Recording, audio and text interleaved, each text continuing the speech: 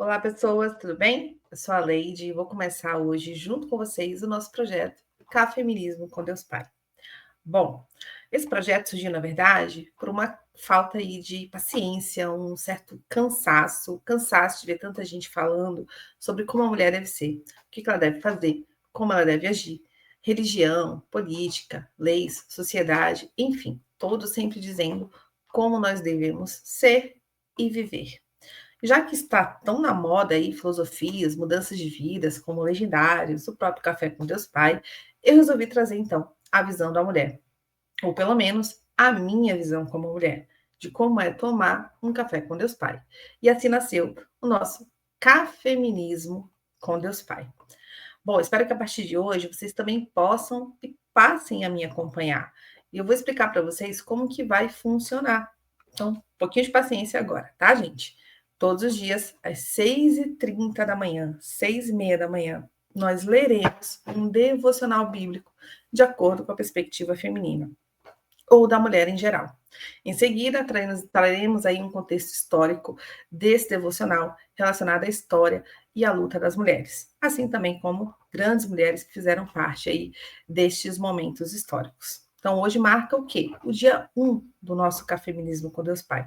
E eu espero muito ter a companhia diária de vocês.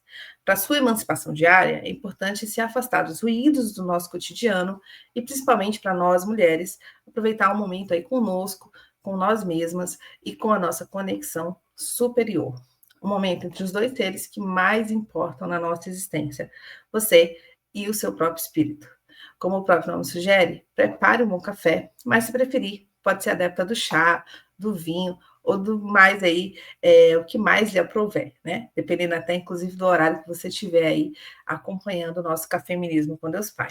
Procure seu local de segurança, de conforto, deixe o seu corpo, sua mente se unirem aí junto com o seu espírito também e reflita sobre tudo que é ser mulher e divina e tudo que isso significa para a sua vida. E também, obviamente, busque a iluminação sobre a sua existência. Como faremos, então, a nossa leitura, né?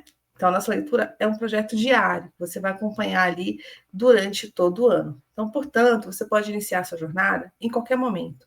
Não importa se começou no primeiro dia, ou no meio do ano, ou agora no final do ano. Siga sempre a ordem dos vídeos que eu vou deixar aqui organizada na playlist Cafeminismo com Deus Pai. Não importa o dia que começar. Siga a ordem e, obviamente, uma boa emancipação aí você vai ter a partir de então. Vou deixar aqui alguns pedidos. Não esquece de curtir o vídeo, clicar no botão de hypar, compartilhar com todo mundo aí no WhatsApp, assinar o canal, ativar o sininho, enfim, fazer aquele rolê inteiro, inclusive me seguir nas redes sociais que estão aparecendo aqui na telinha, tá? Para que a gente possa, então, ter esse projeto chegando em mais pessoas, que vocês vão estar contribuindo para que também o nosso projeto final, que é o livro do Cafeminismo com Deus Pai, possa ser publicado aí o mais rápido possível, tá bom, pessoal? Então vamos começar então aí com o nosso tema do mês, tá, gente? Então, o nosso tema do mês é: a fé que liberta começa quando a mulher se reconhece reflexo da própria criação, ok? Vou até repetir. Tema do mês: a fé que liberta começa quando a mulher se reconhece reflexo da própria criação. Bom, essa é a nossa leitura bíblica do dia, que tem também a ver com esse tema do mês, né? A imagem dela em nós. Então, o nosso versículo de leitura bíblica do dia é o versículo Gênesis, capítulo 1, versículo 27. Gênesis, capítulo 1, versículo 27. Criou Deus o homem à sua imagem. A imagem de Deus o criou. Homem e mulher os criou. Vou repetir. Criou Deus o homem à sua imagem.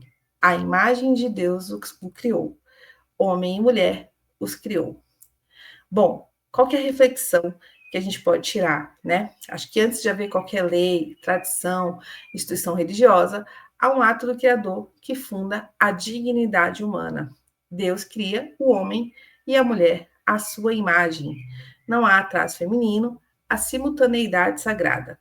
Deus não cria uma ordem de subordinação, mas um vínculo de espelhamento, comunhão e parceria.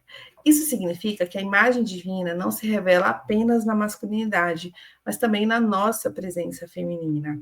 A fé se torna mais verdadeira quando a mulher reconhece que carrega dentro de si os reflexos do Criador.